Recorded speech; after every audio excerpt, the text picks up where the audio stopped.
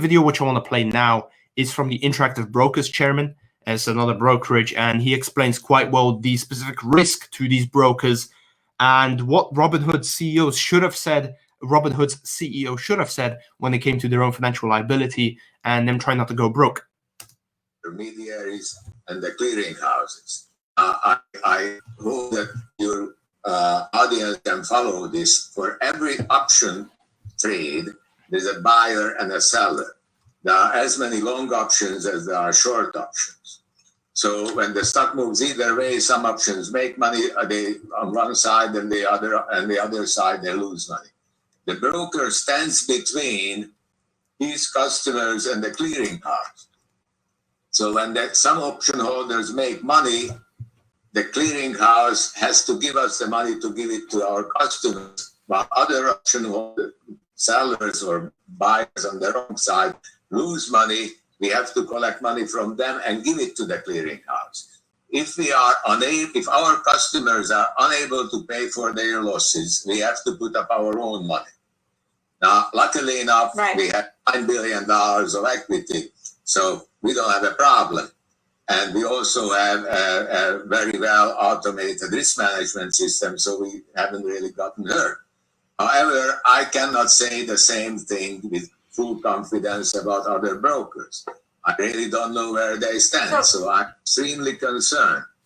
As Game moved from $17 to $500, there are roughly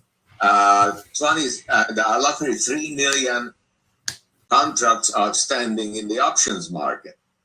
If one of those options is worth, say, an average option I estimate worth about $10,000 now, so that is a loss of roughly $10 to $15 billion on the one side and $10 to $15 billion of gain on the other. I'm afraid that there may be brokers who may not be able to meet these margin calls.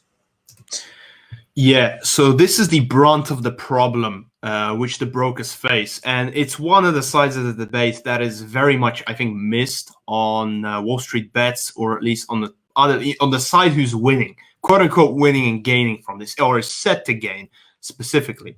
So what we're seeing here is that, in a nutshell, brokers have higher costs associated with higher trading volume with respect to the clearing houses and volatility as well.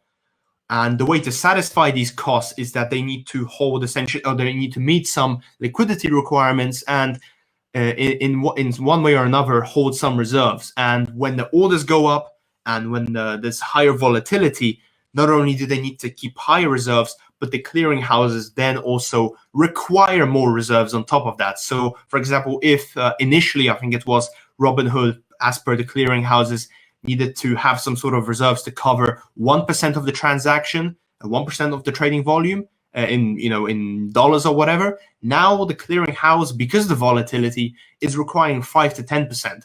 So trading volume balloons, the reserves required, and the volatility does so as well.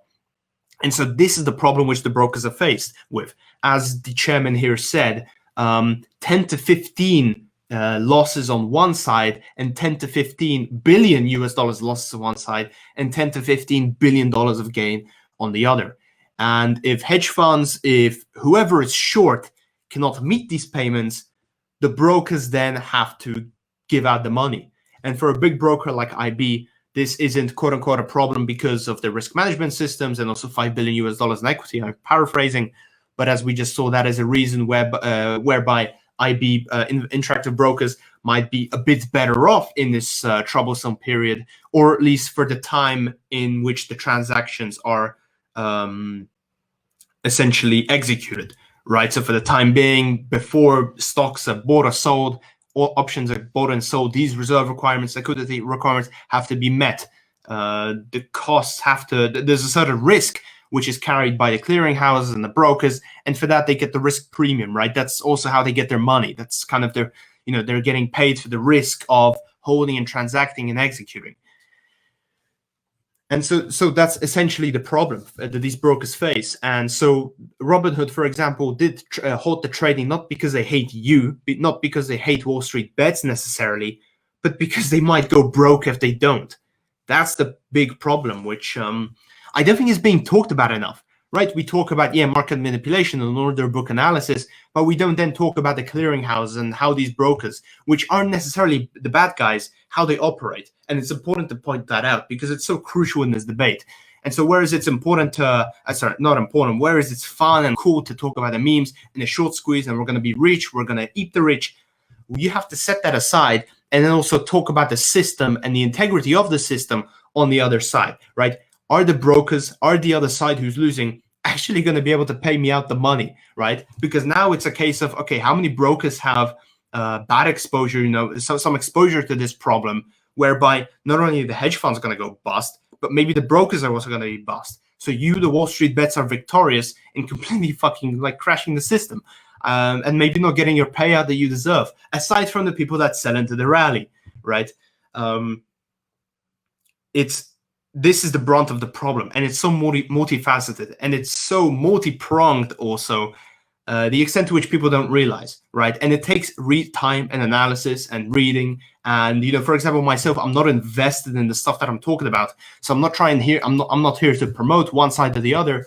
I'm here to kind of analyze what is going on and bring to you this in words and writing, and the kind of this vocal way, this spoken way of analysis that I'm providing to you, and not necessarily saying whether you should go long GME or whether you should go short GME, because that's not the point of this discussion.